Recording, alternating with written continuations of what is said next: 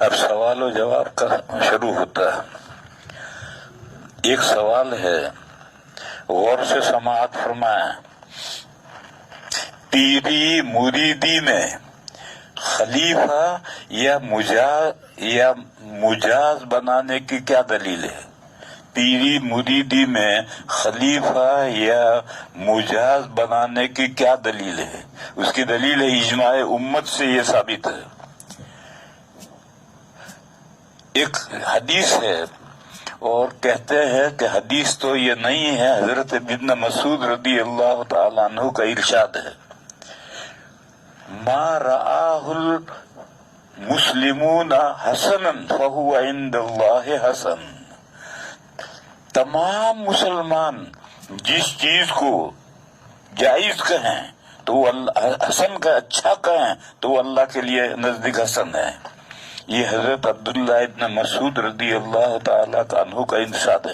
حدیث مرفوع کے طور پر بھی ہے کہ حضور کا ارشاد ہے، لیکن محدثین کہتے ہیں کہ نہیں، یہ حدیث مرفوع نہیں ہے، یہ حضرت ابن مسعود کا ارشاد ہے۔ چلو، حضرت ابن مسعود کا ارشاد ہے، ما رآہ المسلمون حسنا فہو عند اللہ حسن۔ وہ چیز جس کو تمام مسلمان اچھا کہیں وہ اللہ کے نزدیک اچھی ہے۔ میں مثال دوں،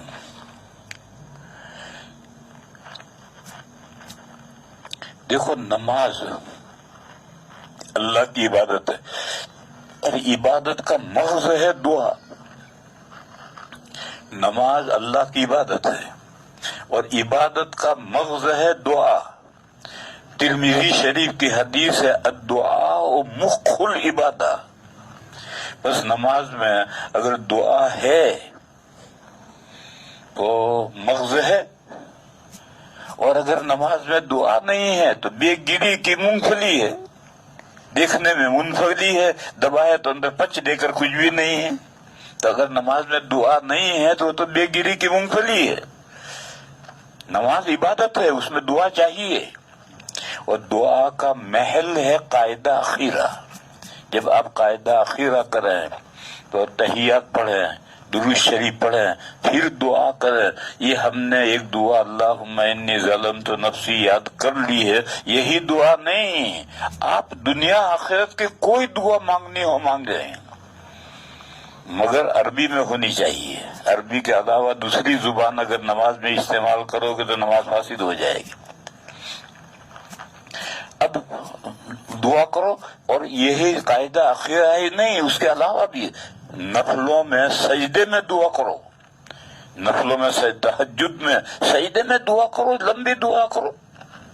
وتروں کے اندر تیسری رکعت میں قرات کرنے کے بعد، سورت پڑھنے کے بعد تکبیر تحریمہ کہہ کر کے اس کو تیسری رکعت کو الگ کر دو، اور گویا چوتھی رکعت شروع ہوئی۔ اب اس چوتھی رکعت میں قنوت پڑھو، قنوت کے معنی دعا کہیں، پڑھو جتنی پڑھنے ہو پڑھو۔ ایک مرتبہ میں لندن سے چلا، ڈرائیور نے کیسٹ لگایا، حرم میں امام صاحب وتر پڑھا رہے تھے، تو انہوں نے وتروں میں قنوت پڑھنا، دعا کرنا شروع کیا، تو لندن سے برمنگھم آیا، تب جا کر وہ دعا پوری ہوئی، پون گھنٹے میں جا کر۔ اب ہم تو اللہم انا نستعینک کا یاد کر رکھی ہے، اس کو بھی سمجھتے کچھ نہیں، لیکن جو اہل لسان ہے، جو زبان جانتے ہیں، وہ تو ساری، آج بھی امام حرم جب دعا کرنے شروع کرتا ہے وتروں کے اندر تو کتنے بھی، تو بہرحال دعا کا محل نماز کا اندر ہے، چاہے نفلوں کے سجدے میں کرو، فرضوں میں سجدے میں نہیں کرنا، کیونکہ فرضوں کے سجدے میں دعا کرنے لگو گے تو نماز لمبی ہو جائے گی اور مقتدیوں کے لیے بھاری ہو جائے گی، اور جو امام بن کر نماز پڑھائے اس کے لیے حکم ہے کہ ہلکی نماز پڑھائے، لہذا 3 مرتبہ تسبیح کہے یا 5 مرتبہ تسبیح کہے، اس سے زیادہ دعا کر کے نماز کو لمبی نہ کرے۔ لیکن نفلیں پڑھ رہا ہے، تہجد پڑھ رہا ہے، وہ اس کا اپنی نماز ہے، اس کے سجدے میں جتنی چاہے دعا کرے، اسی طرح سے وتروں میں دعا کرے، اور اصل قاعدے اخیرہ میں تو ہر ایک کو دعا کرنی ہے۔ لیکن اب میرے بھائیوں بتاؤ، جب اسلام عرب سے نکل کر کے عجم میں پہنچا اور ساری دنیا میں اسلام پہنچا. آج ساری دنیا میں مسلمان نماز میں دعا کرنے پر کہاں قادر ہیں؟ اللہم انی ظلمت نفسی ایک یاد کر رکھا ہے ہم نے، وہ بھی ہم نہیں جانتے کہ اس میں کیا ہے. پر جب ہم نہیں جانتے تو یہ ایک ذکر ہوا، دعا نہیں ہوئی. دعا تو اس وقت ہے کہ جب ہم سمجھتے ہوں کہ یہ ہمارے دل کی مقصد اور مراد ہے اور وہ ہم اپنے پروردگار سے مانگ رہے ہیں تو دعا ہے. اور ہم تو سمجھتے کچھ نہیں، ثنا پڑھتے ہیں، اللہ کی تعریف کرتے ہیں، سمجھتے کچھ نہیں. قنوت پڑھتے ہیں، اس میں دعا کرتے ہیں، ہر قنوت پڑھتے ہیں ایک جملہ پڑھتے ہیں وَنَتْرُكُ مَن يَفْجُرُكَ، ہم چھوڑتے ہیں اس کو جو آپ کا گنہگار ہے، آپ کا گناہ کرتا ہے. اور اس کا بیٹا داڑھی منڈا ہوا منڈاتا ہے اور گھر میں رہتا ہے اور چھوڑتا نہیں ہے، اور روز کہتا ہے وَنَتْرُكُ مَن يَفْجُرُكَ وَنَتْرُكُ مَن يَفْجُرُكَ. وہ سمجھتا کچھ نہیں.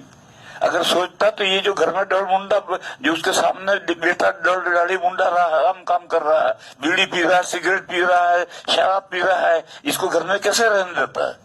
لیکن ہم سمجھتے ہی کچھ نہیں کہ ہم نَتْرُكُ مَن يَفْجُرُكَ کہہ رہے ہیں. بہرحال ہم اجمی، اور اب تو اجمی نہیں، عربوں کا حال یہ ہے کہ ان کے جو علماء ہیں وہ تو عربی جانتے ہیں، خوب جانتے ہیں، اور عربی نماز میں صحیح عربی دعا کر سکتے ہیں. لیکن جو عام عرب ہیں وہ تو دارجہ بولتے ہیں، وہ تو صحیح عربی نہیں بولتے، اور وہ ان کی دارجہ تو ہماری عربی اردو اور انگریزی جیسی ہو گئی ہے. ایک مرتبہ بہت پرانا قصہ ہے، ایک معاملے میں ہمیں پولیس کے یہاں جانا پڑا. تو ہم نے ایک چور پکڑا تھا، اس کو لے کر پولیس کے یہاں جانا پڑا. تو ہم نے اس کو پولیس کے افسر سے کہا تو وہ نہیں سمجھ پایا، ہماری عربی سمجھا ہی نہیں، اور وہ جو کہہ رہا وہ ہم نہیں سمجھ رہے. پھر اس نے کہا کہ آپ سعودی عربی بولنے والا لاؤ.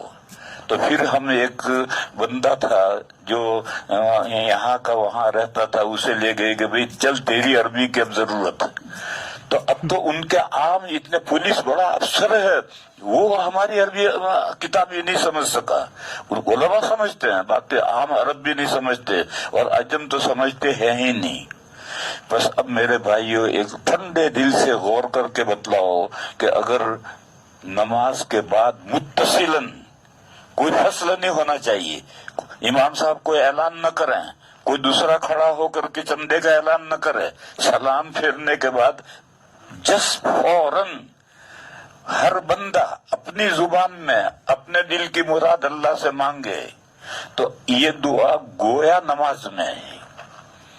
اگرچہ ہے تو باہر، لیکن اس کو گویا نماز میں کہیں گے.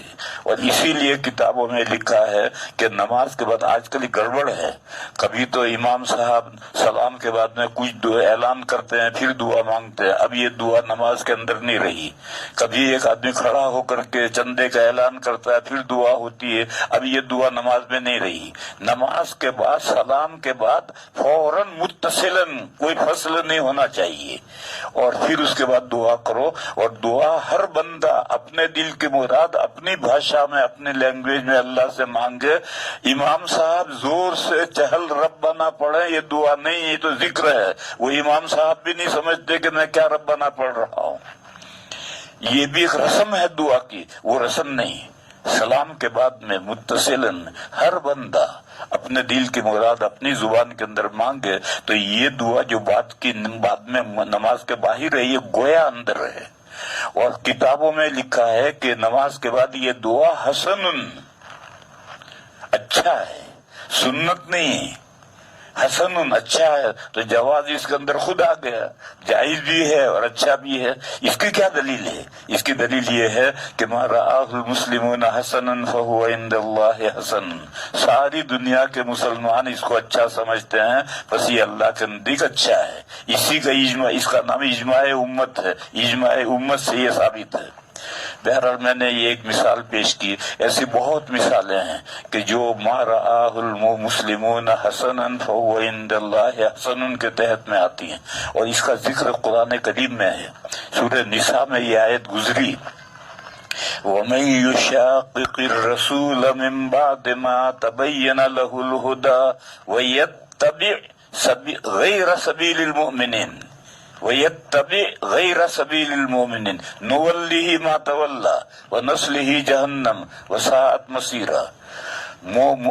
مومنین کے راستوں کے اگینسٹ خلاف چلتا ہے، تو مسلمانوں کے راستوں کے اگینسٹ چلتا ہے، خلاف چلتا ہے، تو اللہ نے فرمایا کہ وہ جدھر جا رہا ہے ہم اس کو جانے دیں گے، نُوَلِّهِ مَا تَوَلَّى، اور کہاں جائے گا؟ آئے گا تو ہمارے پاس، ہم اس کو جہنم میں ٹھونسیں گے۔ اسی سے مستدرک حاکم میں حدیث ہے کہ لا تجتمع امتی علی ضلالۃ، میری امت گمراہی پر متفق نہیں ہوگی۔ یہاں رک کر کے رکو، امت میں اب 73 فرقے ہو گئے ہیں۔ اس 73 فرقوں کا اتفاق مراد نہیں ہے، 73 فرقوں کا تو کسی مسئلے میں اختلاف نہیں ہوگا۔ ان میں سے جو اہل حق ہیں، اہل السنہ والجماعہ ہیں، جو ائمہ اربعہ کا، 4 ائمہ کا فالو کرتے ہیں، وہ کسی مسئلے پر متفق ہیں تو یہ اجماع ہے۔ یہ بات ذہن میں رکھ لو، پوری امت کے 73 فرقوں کا متفق ہونا ضروری نہیں ہے، بلکہ اس امت میں جو صحیح ہیں یعنی اہل السنہ والجماعہ ہیں، اور اہل السنہ والجماعہ 4 ائمہ کے فالوورز ہی ہیں۔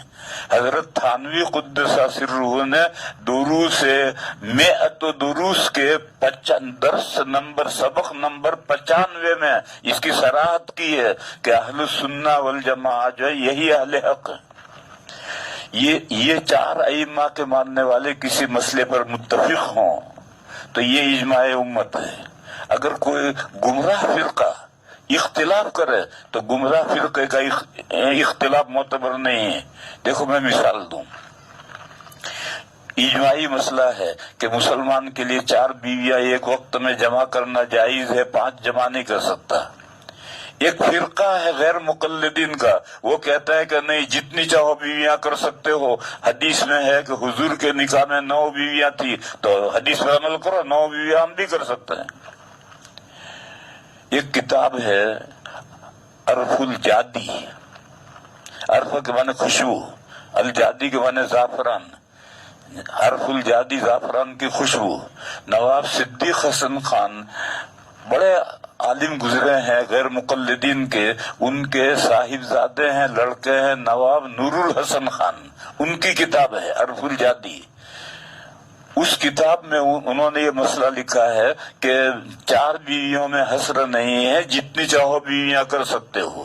وہاں پھر انہوں نے کہا کہ بھئی مسلمانوں میں تو اجماع سے ثابت ہے کہ 4 بیویاں ہیں، تو انہوں نے کہا کہاں اجماع ہے، ہمارا اختلاف ہے۔ یہ لکھا ہے جملہ کہ اجماع کہاں ہے، ہمارا اختلاف ہے۔ تو یہ اس لیے میں کہہ رہا ہوں کہ یہ جو گمراہ فرقے ہیں ان کے اختلاف جو ہے اجماع کو متاثر نہیں کرتا ہے۔ اجماع جو ہے ائمہ اربعہ کے متبعین کا اجماع ہو۔ اور دیکھو یہاں ایک بات اور بھی سنو، اگر سعودیہ والے حنبلی ہیں، لیکن وہاں کہتے تو ہیں کہ ہم حنبلی ہیں لیکن ہیں غیر مقلد۔ بس اگر سعودیہ میں کوئی لوگ اس میری بات کا انکار کریں تو وہ کہ یہ تو حنبلی ہے اور انکار کر، وہ حنبلی نہیں ہو تو غیر مقلد ہیں۔ بہرحال 4 ائمہ کے ماننے والے متفق ہیں کہ نماز کے بعد متصلاً دعا کرنا اپنی زبان میں ہی حسن ہے، اچھا ہے۔ اور اس کی دلیل کیا ہے؟ اس کی دلیل یہی 4 ائمہ کے علماء کا اجماع، یعنی اجماع امت یہی دلیل ہے۔ بس اسی طریقے پر جب میرے بھائیوں بیعت ثابت ہے، مردوں کی بھی بیعت ثابت ہے، عورتوں کی بھی بیعت ثابت ہے، اور اس پورے 1400 سال میں کسی نے عورتوں کو تو اجازت نہیں دی ارشاد کی، کیونکہ عورتوں کو نبوت نہیں ملی، اللہ نے دی، کیونکہ نبوت عورت ہونے کی حالت میں عورت کے تقاضے پورے کرتے ہوئے نبوت کی ذمہ داریاں پوری نہیں کر سکتی۔ تو اگر اس کو عورت کو اگر خلیفہ بنایا جائے گا تو وہ عورت ہوتی ہوئی وہ خلافت کی ذمہ داریاں پوری نہیں کر سکتی۔ لہذا ماضی سے 1400 سال سے مردوں کو اجازت دینے کا طریقہ چلا آ رہا ہے، اور پہلے لفظ آتا تھا مسترشد، دینی رہنمائی حاصل کرنے والا، یہ لفظ آتا تھا، اور پھر وہ مسترشد جو ہے وہ آگے مرشد بنتا تھا، آگے رہنمائی کرتا تھا، بعد میں لفظ بنا۔ جیسے قرآن کریم میں، پورے قرآن کریم میں کہیں تصوف کا لفظ نہیں آیا، جگہ جگہ احسان، محسنین، یہی لفظ آیا ہے۔ حدیثوں میں ایک دوسرا لفظ زہد اور زہادہ بھی آیا ہے، تصوف کا لفظ حدیث میں بھی نہیں آیا۔ لیکن بعد میں جب ساری دنیا ٹیلی کاٹ کے کپڑے پہننے لگی اور یہ بزرگ جو ہیں یہ اون کے کپڑے پہنتے رہے، تو خادی بھنڈار کے کپڑے پہنتے رہے، تو ان کا نام صوفی اور تصوف بن گیا۔ تو اب یہ زمانے کے اعتبار سے اصطلاحیں بدلتی ہیں، ورنہ یہ جو احسان، محسنین، زاہد، زہادہ، صوفی، تصوف، یہ سب ایک ہی حقیقت کی مختلف تعبیریں ہیں۔ اسی طریقے سے میرے بھائیو یہ بات سمجھنی چاہیے کہ یہ زمانے کے اعتبار سے تعبیریں بدلی۔ پہلے مسترشد، جب تک مرید ہے، پیر سے رہنمائی، دینی رہنمائی حاصل کر رہا ہے تو وہ ہے مسترشد۔ پھر اس کے بعد جب وہ کامل ہو گیا تو اب اس کو اجازت دے دی تو اب وہ مرشد بن گیا، اب وہ دوسروں کی رہنمائی کرے گا۔ پر اس پر تمام 1400 سال سے اجماع چلا آ رہا ہے، بس اس کی دلیل یہ اجماع امت ہے۔ خلیفہ اور مجاز کی جو پھر یہ جو خلافت اور مجاز ہے یہ کاروبار بن گیا۔ یہ جو کاروبار اب بن گیا ہے یہ میری مراد نہیں ہے، یہ جو اب کاروبار بن گیا ہے۔ کاروبار کیسے بنا؟ اب یہ جو پیری مریدی ہے ہدیے لینے کے لیے ہے، ہدیے لینے کے لیے ہی پیری مریدی ہے۔ اور ہمارے اکابر، میں نے بتلایا تھا کہ حضرت گنگوہی نے نواب سلطان جہاں بیگم کی بیعت قبول کی تھی اس شرط کے ساتھ کہ وہ کوئی احسان و مروت کا معاملہ نہ کریں، اور حضرت تھانوی قدس سرہ کے یہاں اگر کوئی ہدیہ دینا چاہے تو پہلے درخواست دو اور اجازت ملے تو ہدیہ لاؤ، ورنہ ہدیہ نہیں لا سکتے۔ اور ہمارے پالنپور کے حضرت مولانا محمد نذیر صاحب رحمۃ اللہ علیہ تو کسی کا ہدیہ قبول ہی نہیں کرتے تھے، کیونکہ وہ کہتے تھے کہ میں ان مومنوں کو پیروں کی بیعت میں سے نکال کے لایا ہوں، اور یہ جو پیر ہیں وہ ہدیے وصول کرنے کے لیے پیری موریدی کرتے ہیں، تو اگر حضرت بھی ہدیے لینے لگیں گے مومنوں سے تو پھر بات وہی ہو گئی جو ان کی تھی، پیروں کی تھی۔ تو اس لیے میرے بھائیوں، یہ جو کاروباری خلیفہ ہے، کاروباری مجازن ہے، میری یہ مراد نہیں ہے، لیکن جو صحیح بندے ہیں وہ صحیح ہے، اور اس کی دلیل اجماع امت ہے، اور 1400 سال سے یہ سلسلہ اجازت کا چلا آ رہا ہے، لہذا صحیح ہے۔ بس یہ جو کاروباری سلسلہ ہے اس کو روکو، اپنے گھر بیٹھو، جو بھی ہدایت کا طالب ہے وہ آپ کے پاس آئے، پہلے اس کو جانچو کہ وہ واقعی کسی صحیح مقصد سے بیعت ہونا چاہتا ہے یا کوئی برا مقصد ہے۔ جب معلوم ہو جائے کہ نہیں صحیح مقصد ہے پھر بیعت کرو، پھر اس کو اپنے پاس رکھو، رگڑو، سال بھر رکھو اور عرصے دراز تک رکھو اور رگڑو، پھر جب اس میں کمال پیدا ہو جائے تو پھر اس کو اجازت دو۔ آج کل جو سلسلہ چلا آ رہا ہے کہ 2-4 مرتبہ سیزن وار رمضان میں آ گیا اور بڑے بڑے ہدیے لے کر آ گیا، پروپیگنڈا کرنے کے قابل ہو گیا تو خلیفہ بنا دیا، اجازت دے دی، یہ اس کی دلیل میرے پاس کوئی نہیں ہے۔ جو صحیح اجازت ہے اور خلافت ہے اس کی دلیل میں بتا رہا ہوں کہ وہ اجماع امت ہے۔ پیری مریدی میں خلیفہ یا مجاز بنانے کی کیا دلیل ہے، اس کی حقیقت کیا ہے؟ میں نے حقیقت بھی سمجھائی۔ بیان میں کہا گیا تھا کہ حضور صلی اللہ علیہ وسلم یا صحابہ کرام نے ایسا نہیں کیا، یہ صحیح کہا تھا میں نے، اور اگر حضور نے صحابہ نے ایسا کیا ہو تو دلیل دو، دلیل تو کوئی لاتا نہیں، میں نے جو کہا تھا وہ صحیح کہا ہے۔ تو کیا یہ بدعت ہے؟ بدعت نہیں۔ اور میں نے مثال دی کہ یہ جو نماز کے بعد اپنی اپنی بھاشاؤں میں دعا کرنا ہے حضور سے اور صحابہ سے ثابت نہیں ہے، مگر اس کو کون بدعت کہے گا؟ اجماع امت سے یہ حسن ہے، بس اسی طرح سے یہ بھی بدعت نہیں ہے۔ بدعت کو لوگ سمجھتے ہی نہیں ہیں، یہ غیر مقلدین نے چلایا ہے، کوئی بھی بات ہاتھ بیدا، جیسے ذرا حدیث جو حدیث نہیں ماننے کا حدیث ضعیف، ایسے ہر چیز کو بدعت کہہ دیا۔ بدعت وہ چیز جس کی اصل نہیں ہے یا روٹ نہیں ہے، اگر جڑ بھی ہے اس کا روٹ ہے تو پھر وہ بدعت نہیں ہے، اور اس کا روٹ ہے۔ حضور نے صحابہ کو، مردوں کو، عورتوں کو بیعت کیا ہے، اور بیعت کرنے کا مقصد ان کی تربیت ہے، اور تربیت کریں گے تو پھر امت نے، علماء نے 1400 سال سے علماء نے جو تربیت یافتہ تھے ان کو اجازت دی کہ جاؤ تم اب دوسروں کی تربیت کرو۔ اس لیے اجماع امت سے یہ حسن ہے۔ آپ نے فرمایا تھا کہ یہ بڑا گہرا سوال ہے، ذرا سنو۔ آپ نے فرمایا تھا کہ صوت عورت یعنی عورت کی آواز، صوت عورت کا سطر ہونا یہ معاشرے کے لیے، صلاۃ کے لیے نہیں۔ یہ بات میں نے جو کہی تھی، مجھ سے حوالہ پوچھو۔ حضرت مفتی شفیع صاحب قدس سرہ کا، یہ ہمارے حلقے کے بہت بڑے مفتی ہیں، اب نہیں ہیں، ان کے صاحبزادے مفتی تقی صاحب موجود ہیں۔ تو حضرت مفتی شفیع صاحب کا اس موضوع پر ایک مستقل فتویٰ ہے یا رسالہ ہے، اس میں حضرت نے یہ مسئلہ بیان کیا ہے کہ اگر عورت نے امام صاحب کو لقمہ دے دیا منہ سے اور امام صاحب نے وہ لقمہ لے لیا تو نماز فاسد نہیں ہوگی۔ اور یہ جو فقہ میں ہے کہ صوت المرأۃ عورت، یہ معاشرتی مسئلہ ہے کہ عورت اجنبیوں کو اپنی آواز نہ سنائے۔ یہ مفتی شفیع صاحب نے یہ فتویٰ لکھا ہے، میں نے اپنی طرف سے نہیں کہا، یہ بات مفتی صاحب نے بیان کی۔ بہرحال یہ معاشرے کے لیے، صلاۃ کے لیے نہیں۔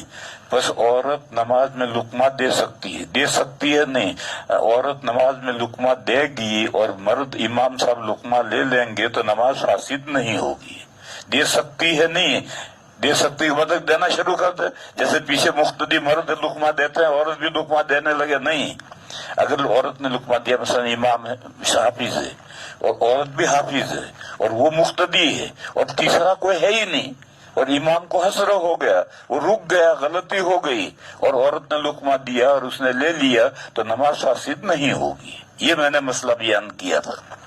بس عورت نماز میں لقمہ دے سکتی ہے، یہ تعبیر غلط ہے، لقمہ دے سکتی ہے نہیں۔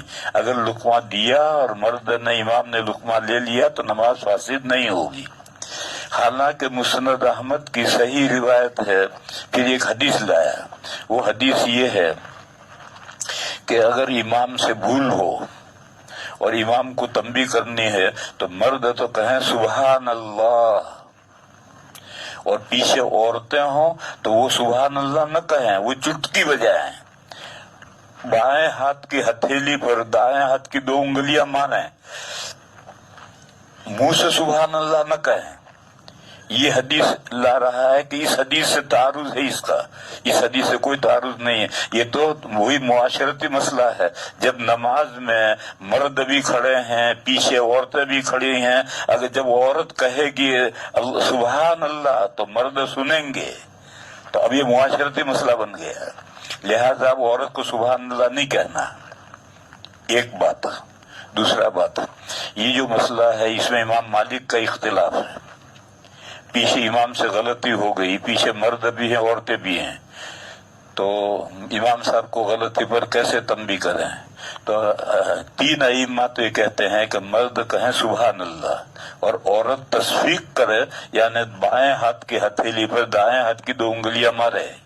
امام مالک کہتے ہیں کہ نہیں، مرد بھی سبحان اللہ کہے، عورت بھی سبحان اللہ کہے، اور وہ کہتے ہیں کہ یہ جو حدیث میں آیا ہے کہ تسبیح للرجال و تصفیق للنساء، مردوں کے لیے سبحان اللہ ہے اور عورتوں کے لیے تالی ہے، یعنی تالی بجانا عورتوں کا کام ہے۔ ایک مرتبہ حضور دیر سے آئے تھے تو لوگوں نے، حضرت ابو بکر نماز پڑھانے کے لیے کھڑے ہوئے تھے تو لوگوں نے تصفیق کی تھی، تالی بجائی تھی تاکہ ابو بکر کو محسوس ہو۔ تو اس نماز کے بعد حضور نے فرمایا کہ تسبیح للرجال و تصفیق للنساء، اور مردوں کے لیے سبحان اللہ ہے اور تالی بجانا عورتوں کے لیے ہے، یعنی تم نے جو یہ تالیاں بجائی، کیوں تالی بجائی؟ یہ تو عورتوں کا کام ہے۔ اس لیے امام مالک علیہ الرحمہ فرماتے ہیں کہ نماز میں اگر غلطی ہو تو مرد مقتدی بھی سبحان اللہ کہیں گے، عورتیں بھی سبحان اللہ کہیں گے۔ معلوم ہوا کہ عورت کے آواز نکلنے سے اگر نماز فاسد ہو جاتی ہے تو امام مالک سے پوچھو کیسے نماز فاسد ہو گئی، اور کیسے انہوں نے کہا کہ عورتیں بھی سبحان اللہ کہیں گے۔ بہرحال یہ جو ابو داؤد کی حدیث سے اعتراض کر رہا ہے وہ سمجھا ومجھا کچھ نہیں ہے، یہ تو خود معاشرتی مسئلہ بن گیا۔ جہاں مرد بھی مقتدی ہیں اور عورت بھی مقتدی ہے، وہاں اگر وہ کہے گا سبحان اللہ کہے گی تو مرد سنیں گے، پیچھے سے آواز آئے گی تو بھی مرد سنیں گے، تو معاشرتی مسئلہ بن گیا۔ اور میں نے جو مسئلہ بیان کیا تھا وہ یہ تھا کہ امام اور پیچھے امام حافظ ہے، مقتدی عورت ہے وہ بھی حافظ ہے اور غلطی ہوئی، یا مرد بھی ہے عورتیں بھی ہے، کوئی مرد لقمہ صحیح دینے والا ہے ہی نہیں، حافظ ہے مگر نہیں ہوا ذہن منتقل، اور پیچھے عورت حافظ ہے اس کو ذہن منتقل ہوا اور اس نے لقمہ دے دیا اور امام نے لے لیا تو اسے نماز فاسد نہیں ہوگی۔ بہرحال معاشرتی مسئلے میں اور عورت کو سبحان اللہ نہیں کہنا چاہیے، تصویر کرنی چاہیے، ان دو مسئلوں میں کوئی تعارض نہیں ہے۔ اس کے بعد ہے کیا ٹی وی میں جاندار کے فوٹو کے ساتھ اسلامی پروگرام کرنا جائز ہے؟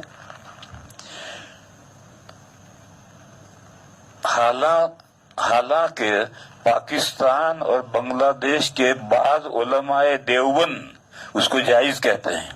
اس سلسلے میں دارالفتہ دارالعلوم دیوبند اور آپ کی کیا رائے ہے؟ سب سے پہلی بات تو یہ جاؤ کہ میری اس مسئلے میں کوئی رائے نہیں ہوتی ہے، رائے مسائل میں رائے ہوتی ہی نہیں ہے، مسئلہ کیا یہ پوچھو تو آپ یہ پوچھیں کہ دارالعلوم دیوبند کے دارالفتہ کی کیا رائے ہے یا دارالفتہ کا کیا فتویٰ ہے، یہ تو مسئلہ پوچھ سکتے ہو، لیکن مجھ سے پوچھو کہ آپ کی کیا رائے ہے، مسائل میں کیا رائے ہوتی ہوگی، واٹ یور اوپینین، آپ کی کیا رائے ہے، مسائل میں اوپینین نہیں ہوتی ہے، کوئی رائے نہیں ہوتی ہے، مسائل میں تو جو کتاب میں مسئلہ ہے وہ مجھے بھی ماننا ہے آپ کو بھی ماننا ہے۔ تو دارالعلوم دیوبند کے دارالفتہ کا کیا فتویٰ ہے اور کیا رائے ہے یہ تو آپ پوچھو۔ باقی یہ جو علماء دیوبند پاکستان کے اور بنگلہ دیش کے کہتے ہیں، یہ وہ علماء ہیں جن کو نمایاں ہونے کا شوق ہے۔ کچھ علماء ہیں وہ دیوبندی لیکن ان کو نمایاں ہونے کا شوق ہے، اپنے آپ کو سب کے سامنے لانے کا شوق ہے، وہ ٹی وی پر آنے کے لیے انہوں نے اس کو سہارا بنایا ہے۔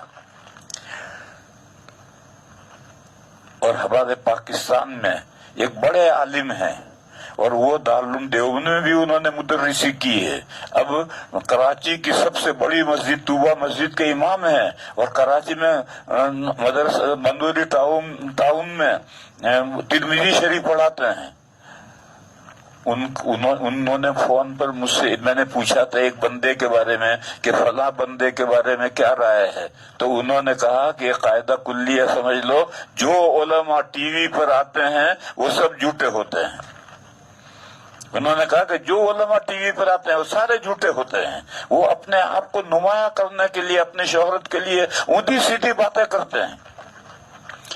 اس لیے اس کو تو رہنے دو کہ پاکستان کے علماء دیوبند اور بنگلہ دیش کے علماء دیوبند یا ہندوستان کے بعض علماء دیوبند ہو سکتے ہیں کہ جو یہ بات کہتے ہوں، یہ تو کوئی بات نہیں۔ البتہ یہ دارالعلوم دیوبند کے دارالفتہ کی کیا رائے ہے؟ دارالعلوم دیوبند کے دارالفتہ کی رائے یہ ہے کہ ڈیجیٹل کیمرے کا فوٹو بھی حرام ہے۔ یہ جو کیمروں میں یہ جو موبائل میں فوٹو کیمرے لگے ہوئے ہیں، یہ جو موبائل میں کیمرے لگے ہوئے ہیں اس کے اندر ایک چپ ہے، وہ ڈیجیٹل کہلاتی ہے، وہ دماغ کہلاتا ہے اس کے اندر فوٹو آتا ہے، ذرات کی شکل میں جمع ہوتا ہے، پھر وہ اس کے بعد میں جب اس کو ڈسپلے کرتے ہیں تو فوٹو بند کر کے اسکرین پر آتا ہے۔ یہ جو موبائل میں ڈیجیٹل کا فوٹو ہے، تمام علماء دیوبند بھی اور دیوبند کے علاوہ دوسرے تمام جو دارالفتہ ہیں سب کہتے ہیں کہ یہ حرام ہے۔ پھر وہی جو ذرات ہیں وہ ذرات تصویر بن کر کے ٹی وی پر آتے ہیں یا موبائل پر نمودار ہوتے ہیں، وہ ذرات نمودار ہوتے ہیں۔ बहरहाल उलमाए देवबंद के जितने हैं, इसमें किसी को ये इश्काल हो सकता है कि हजरत मुफ्ती तकी साहब दामत बरकातुहुम हमारे हल्के के बहुत बड़े आदमी हैं, वो तो जायज कहते हैं। गलत है, ये उन पर तहमत है, इल्जाम है, जायज है। एक तालिब इल्म जो अफगानिस्तान का था और उसकी शादी हुई ईरान में, और वो कराची में दारुल कोरंगी में पढ़ा था, वहां से फारिग होकर फिर देवबंद आया। उसका नाम था मौलाना हिकमतुल्लाह। अब वो देवबंद में नहीं है, अब वो वापस चला गया, अब तो वहीं है वो। उसने मुझसे बयान किया कि उसने जिस साल दौरा पढ़ा, उस साल जब बुखारी शरीफ का खत्म हुआ तो बुखारी शरीफ के खत्म पर मुफ्ती तकी साहब ने सबक शुरू करने से पहले बहुत सख्त तकरीर की कि अगर किसी ने कैमरे से फोटो लिया तो उसका सर फोड़ दूंगा। ये उसने मुझसे बयान किया था। फिर अभी चंद दिन हुए कि मुफ्ती साहब ने कैमरे पर आकर के ऐलान किया, खुद नहीं आए, उनका फोटो नहीं आया, कैमरे पर आकर उन्होंने ऐलान किया कि गवर्नमेंट ने 7 तारीख से मस्जिदों में नमाजें पढ़ने की इजाजत दी है, इन शर्तों के साथ। जब वो तकरीर कर रहे थे तो किसी ने मोबाइल से फोटो लिया तो एकदम रुक गए और सख्त डांटा और बुला करके अपने सामने, जब तक उसने डिलीट नहीं किया आगे तकरीर नहीं की। जब उसने मोबाइल में से अपना फोटो डिलीट किया तब आगे तकरीर की। तो ये जो मुफ्ती साहब के नाम ये इल्जाम है, वो क्यों है कि मुफ्ती साहब कैमरे का डिजिटल का फोटो जायज कहते हैं?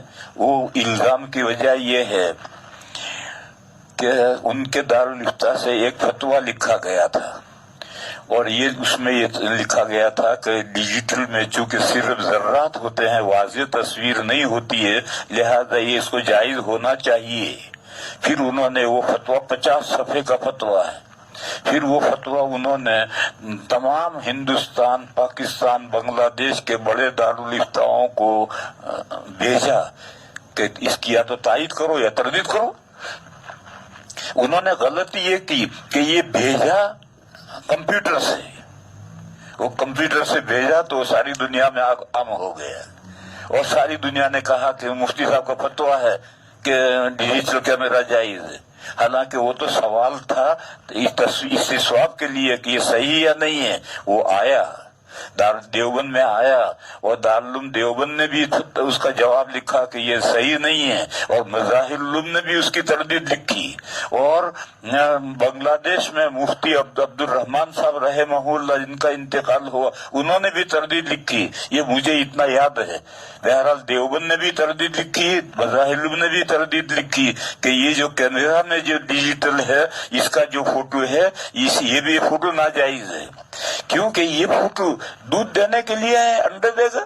डिजिटल के अंदर जर्रे हैं तो क्या होगा, वो आगे कहीं ना कहीं तस्वीर बनेगा, चाहे मोबाइल में तस्वीर बने या टीवी में जाके तस्वीर बने। तो जब उसकी गायत निहायत तस्वीर बनती है तो वो शुरू ही से उसके तस्वीर के हुक्म है। इसलिए देवबंद का फतवा ये है कि मोबाइल का जो फोटो है या जो टीवी पर जो आता है या मोबाइल ही में जो वो आता है, ये भी जानदार की तस्वीर हराम है। और मुफ्ती साहब की तरफ जो ये निस्बत है वो निस्बत गलत है। और मैंने ये 2 वाक़ये सुनाए, एक तो उनके तालिब इल्म का वाक़या सुनाए जो दौरे के साल उसने जो मुझसे बयान किया, देवबंद में भी आकर फारिग हुआ है और कई साल देवबंद में रहा, उसने मुझे ये वाक़या बयान किया। और अभी तो मेरे सामने मैं सुन रहा हूँ और मुफ्ती साहब तकरीर करते करते गुस्से हुए और जब तक उसे बुला करके डिलीट नहीं करवाया आगे तकरीर नहीं की।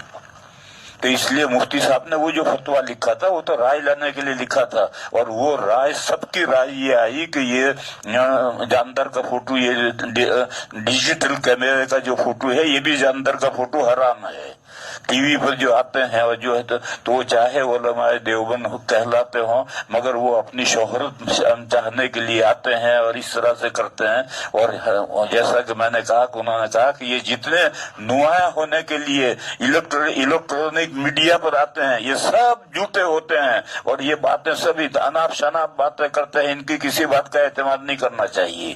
وآخر دعوانا الحمدللہ رب العالمین.